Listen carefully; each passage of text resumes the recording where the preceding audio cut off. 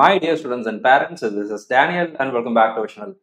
NEET 2025 எக்ஸாமினேஷன்ல reNEET நடக்குமா நடக்காதா அப்படிங்கறத குறித்ததான ஒரு கேஸ் மத்திய பிரதேஷ் ஹைகோர்ட்ல போயிட்டு இருந்துச்சுங்கிறது உங்களுக்கு எல்லாத்துக்கும் தெரியும். இன்னைக்கு 10ஆம் தேதி ஜூலை 10ஆம் தேதி இந்த கேஸ்னுடைய ஃபைனல் ஹியரிங் அப்படிங்கிறது வந்துச்சு.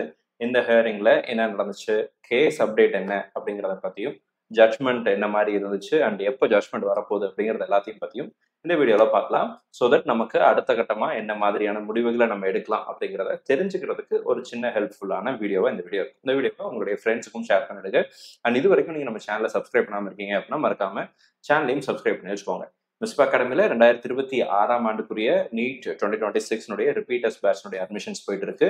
இன்கேஸ் இந்த வருஷம் எனக்கு மார்க் கம்மியா இருக்கு, அடுத்த வருஷம் நான் வந்து கண்டிப்பா டாக்டர் ஆகணும் அப்படிங்கிற மைண்ட் செட்ல இருக்கக்கூடிய மாணவர்களா பெற்றோர்களா நீங்க இருந்தீங்கன்னா தாராளமா நீங்க மிஸ்பா அகாடமியில் சேரலாம். ஸ்கிரீன்ல ஸ்க்ரோலிங்ல போயிட்டு இருக்கிற இந்த நம்பருக்கு கால் பண்ணுங்க. அட்மிஷன் டீடைல்ஸ் பத்தின தகவல்களை உங்களுக்கு கொடுப்பாங்க.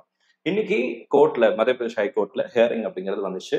இதுல ஜட்மெண்ட் அப்படிங்கிறது ரிசர்வ் பண்ணப்பட்டிருக்கிறது. அதாவது தீர்ப்பு அப்படிங்கிறது தேதி குறிப்பிடப்படாமல் ஒத்தி வைக்கப்பட்டிருக்கிறது. கூடிய சீக்கிரத்துல ஜட்மெண்ட் அப்படிங்கிறது வரும். ஆனா இன்னைக்கு கேஸ்ல என்ன நடந்துச்சு, கோர்ட்ல என்ன நடந்துச்சு அப்படிங்கிறது பாத்தீங்க அப்படின்னா சில முக்கியமான விஷயங்களை டிஸ்கஸ் பண்ணாங்க. ரெண்டு தரப்பு வாதங்களையும் ஆனரபிள் ஜஸ்டிஸ் ரெண்டு பேருமே கேட்டாங்க. ஸோ இப்போ நேஷனல் டெஸ்டிங் ஏஜென்சி தரப்பாக அவங்களுடைய சார்பாக சாலிசிட்டர் ஜெனரலும் அதே மாதிரி நமக்கு பெட்டிஷனர் தரப்புல வாதங்களையும் முன் வச்சாங்க. ஒரு முக்கியமான விஷயம், ரீநீட் நடத்துறதற்கு சாத்தியக்கூறுகள் இருக்கா அப்படிங்கிற ஒரு கேள்வி அப்படிங்கிறது ஆனரபிள் ஜட்ஜஸ் தரப்புல இருந்து நேஷனல் டெஸ்டிங் ஏஜென்சி கேட்கப்பட்டது. அதற்கு நேஷனல் டெஸ்டிங் ஏஜென்சியினுடைய பதில் என்னவா இருந்துச்சு அப்படின்னா, ரீநீட் ஏதாவது ஒரு இயற்கைக்கு அப்பாற்பட்ட அசம்பாவிதங்கள்னால இல்ல இயற்கைக்கு அப்பாற்பட்ட சூழ்நிலைகள்ல ரீநீட் நடத்தலாம் அப்படிங்கிறதுக்கு சட்டத்துல இடம் இருக்கு அப்படிங்கிறத சொல்லியிருந்தாங்க. ஆனா இப்போ இருக்கிற சிச்சுவேஷன் அப்படிங்கிறது 22 லட்சம் பேர் எழுதின தேர்வுல 75 மாணவர்கள் 75 கேண்டிடேட்ஸ் தான் இந்த ரீநீட் வேணும்னு சொல்லி அப்ளை பண்ணிருக்கிறாங்க. ஸோ அதனால இப்போ இந்த ஒருவேளை இந்த 75 மாணவர்களுக்காக ரீநீட் நடத்தினா இது மற்ற 22 லட்சம் மாணவர்களையும் பாதிக்கும் அப்படிங்கிற ஒரு முக்கியமான விஷயத்தையும் முன் வச்சாங்க.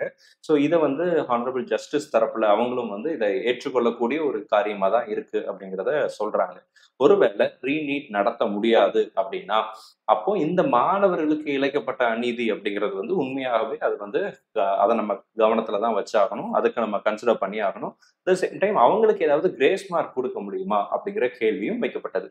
இதற்கு நேஷனல் டெஸ்டிங் ஏஜென்சி தரப்புல இருந்து ஒருவேளை நேஷனல் டெஸ்டிங் ஏஜென்சி இவங்களுக்கு வந்து கிரேஸ் மார்க் கொடுக்கறதாக டிசைட் பண்ணாங்க அப்படின்னா அதே பாதிக்கப்பட்ட இடங்கள்ல all India rank 2 second rank வாங்கின மாணவரும் இருக்கிறாரு. 600 மார்க்குக்கு மேல கிட்டத்தட்ட 11க்கும் அதிகமான மாணவர்கள் இருக்கிறாங்க. இவங்க எல்லாத்துக்குமே நம்ம வந்து கிரேஸ் மார்க் அப்படிங்கறத கொடுக்கணும். அப்படி கொடுத்தா ஆல் இண்டியா ரேங்க் செகண்ட் ரேங்க்ல இருக்கிற மாணவர் ஃபர்ஸ்ட் ரேங்க் கூட போறதுக்கு வாய்ப்பு இருக்கு. அப்போ இதை நாங்க எந்த பேசிஸ்ல கொடுக்கறது அப்படிங்கிறதுக்கு எந்த விதமான புரோட்டோகாலும் இல்லை அப்படிங்கிறத தெரிவிச்சிருக்கிறாங்க. ஸோ கிரேஸ் மார்க் கொடுக்கப்படுவதில் சில இடையூறுகள் இருக்கு அப்படிங்கிறத முன் வச்சாங்க. இப்போ மாணவர்கள் தரப்புல, அதாவது பெட்டிஷனர் தரப்புல அவங்க கிட்ட கேட்கப்பட்ட கேள்வி என்னன்னா, இந்த ரீநீட் எக்ஸாமினேஷன் உங்களுக்கு மட்டும் வேணுமா அல்லது அங்க பாதிக்கப்பட்ட எல்லா மாணவர்களுக்குமே இந்த ரீநீட் நடத்தணும்னு உத்தரவு கொடுக்கணுமா அப்படிங்கிறதையும் கேட்டாங்க. அதுக்கு பெட்டிஷனர் தரப்புல இருந்து அவங்க சொன்ன பதில் அப்படிங்கிறது வந்து, நாங்க பாதிக்கப்பட்டிருக்கிறோம் 75 மாணவர்கள், எங்களுக்கு ரீநீட் அப்படிங்கிறது வேணும். மற்ற மாணவர்களுக்கு இதை நீங்க ஆப்ஷனலா கொடுக்கலாம், விருப்பப்பட்டா அவங்க எழுதட்டும், இல்லைன்னா அவங்களுடைய பழைய மார்க்கை அவங்க வந்து வச்சுக்கிட்டோம் அப்படிங்கிற விஷயத்த அவங்க வந்து சொல்லியிருக்கிறாங்க. இப்போ கரண்ட் போனதுனால 2025ல நம்ம இருக்கிறோம். ஆனா இப்போ கூட பவர் ஃபெயிலியர் ஆச்சுன்னா மெழுகுவர்த்தி கொடுக்கக்கூடிய ஒரு சூழ்நிலையில தான் நம்ம இருந்துட்டு இருக்கோம் அப்படிங்கிறதையும் முன் வச்சிருக்கிறாங்க. பிகாஸ் அங்க ரொம்ப இருட்டா இருந்துச்சு. சென்னையிலையும் மெட்ராஸ் ஹைகோர்ட்லயும் இதே மாதிரி கேஸ் வந்துச்சு இல்லைங்களா, 5 பேர் கேஸ் போட்டாங்க, அதை வந்து டிஸ்மிஸ் பண்ணிட்டாங்க அப்படிங்கிறதையும் சாலிசிட்டர் ஜெனரல் வந்து முன் வச்சாங்க. அங்க வந்து வெளிச்சம் ஜாஸ்தியா இருந்ததாகவும், ஆனா நமக்கு இண்டோர்ல உஜ்ஜைன்ல எல்லாம் பாத்தீங்கன்னா ரொம்பவே வெளிச்சம் கம்மியா இருந்துச்சு அப்படிங்கிறதையும் ஊர்ஜிதப்படுத்தி இருக்கிறாங்க.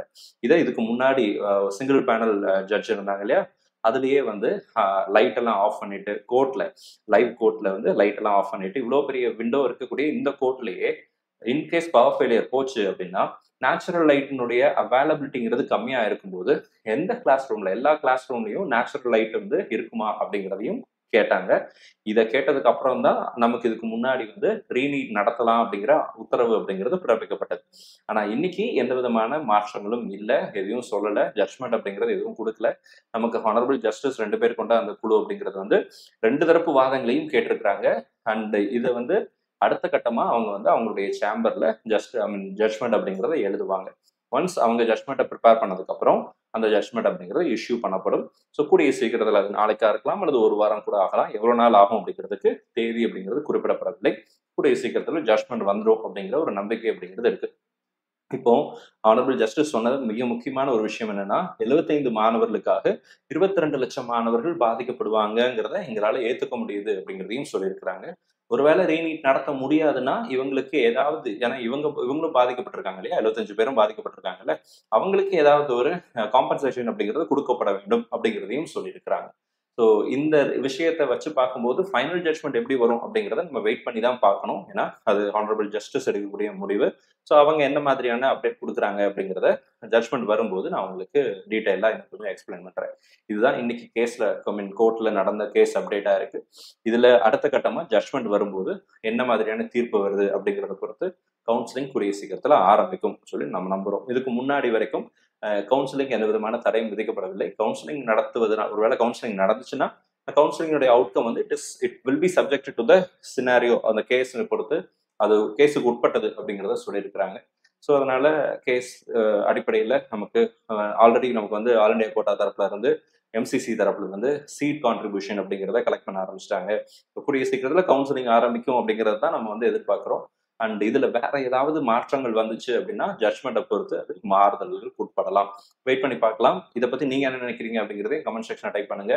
நிறைய பேர் கவுன்சிலிங் எப்போ ஆரம்பிக்கும் அப்படிங்கிற எதிர்பார்ப்போட தான் இருக்கிறாங்க. நானும் அதே எதிர்பார்ப்போட தான் இருக்கிறேன். ரேங்க் லிஸ்ட் எப்போ வரும் அப்படிங்கிற எதிர்பார்ப்பு எனக்கும் இருக்கு. வந்த உடனே ஏதாவது முக்கியமான அப்டேட் வந்துச்சு அப்படின்னா உடனே நம்ம சேனலை பதிவு செய்யறோம். இது வரைக்கும் நீங்க நம்ம சேனலை சப்ஸ்கிரைப் பண்ணாம இருக்கீங்க அப்படின்னா மறக்காம சேனலை சப்ஸ்கிரைப் பண்ணி வச்சுக்கோங்க. அண்ட் கூடவே நோட்டிஃபிகேஷன் ஐக்கானையும் ஆன் பண்ணி வச்சுக்கோங்க. அப்பதான் நம்ம போடக்கூடிய வீடியோஸ் வந்து உடனே உங்களுக்கு கூட நோட்டிஃபிகேஷன்ல வந்து சேரும். அப்பதான் அந்த எந்த அப்டேட்ஸையும் நீங்க மிஸ் பண்ண மாட்டீங்க. All the very best and thank you so much. நம்மளுடைய வாட்ஸ்அப் டெலிகிராம் சேனலுடைய லிங்க் வந்து கீழே டிஸ்கிரிப்ஷன்ல இருக்கு. ஜாயின் பண்ணல அப்படின்னா மறக்காம ஜாயின் பண்ணிடுங்க. All the very best and thank you so much.